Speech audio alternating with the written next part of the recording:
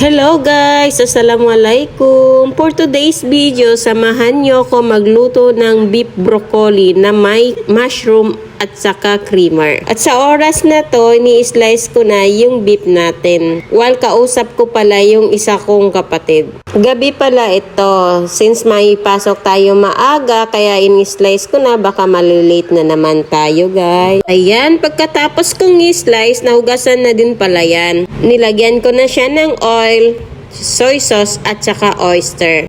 And then, syempre, halu-haluin para mas ma-absorb yung lasa. At nakalimutan kong palang lagyan ng cornstarch. Kaya, ayan, naghalo-halo na naman ako ulit. At ayan, pagkatapos, tatakpan ko muna siya at i-rep ko na lang siya para bukas ready to cook na.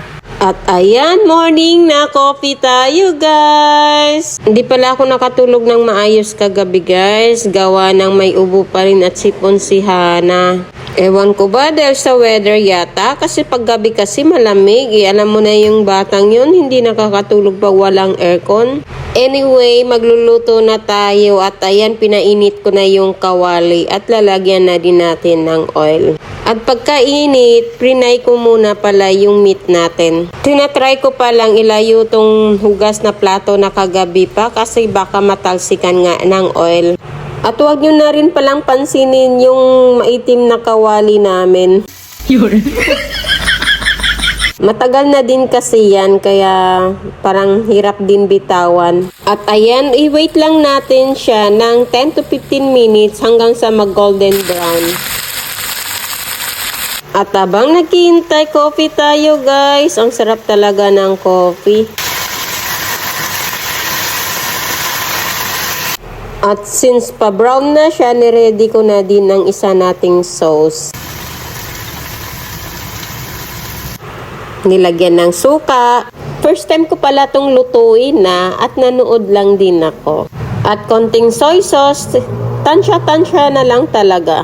At syempre yung paminta. At hinalo-halo ko lang siya.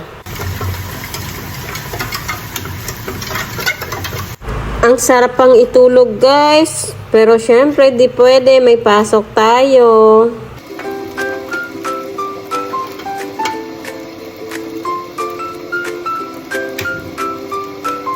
At pag umaga pala dito sa amin, pumapasok na yung sinag ng araw dito sa bahay namin. Dito sa may part ng kusina namin. Sabi naman tatanda, pag ganito daw umaga pumapasok daw yung sinag ng araw, is maswerte daw yung bahay. Sana nga swertehin tayo guys.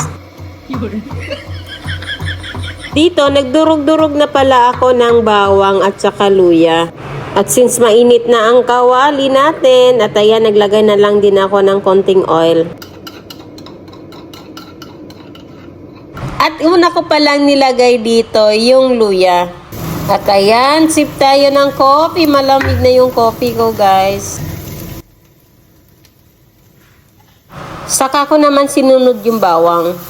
At ayan, ilalagay ko na din yung beef natin.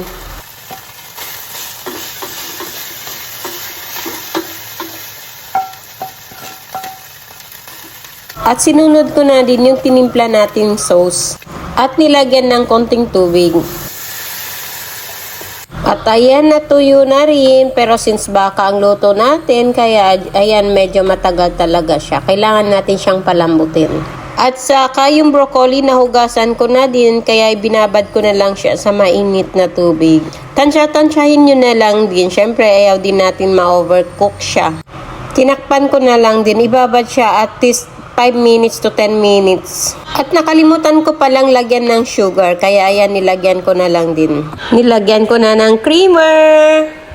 Instead cornstarch pala, creamer yung nilagay ko. May nag-suggest kasi sa akin na mas masarap daw pag creamer. At nilagyan ko na din ng sibuyas. At saka syempre yung mushroom. Tapos ayan, halu-haluin lang natin. At ayan, pagkatapos, syempre, sinunod ko na din pala yung broccoli natin. Saglit lang pala ito lulutuin since luto din naman. At hindi natin gusto na ma-overcook siya. Sabi nga nila is mapait daw pag na-overcook siya. At ayan, finally, luto na guys. At may kanin pala ako na tira pa kagabi. At ayan, kakain muna ako guys. At habang kumakain pala ako dyan, is naka-video call kami ng asawa ko. Kaya hanggang takaw tingin na lang talaga siya. Para akong kinuha ng langit. Parang nasa langit na ako.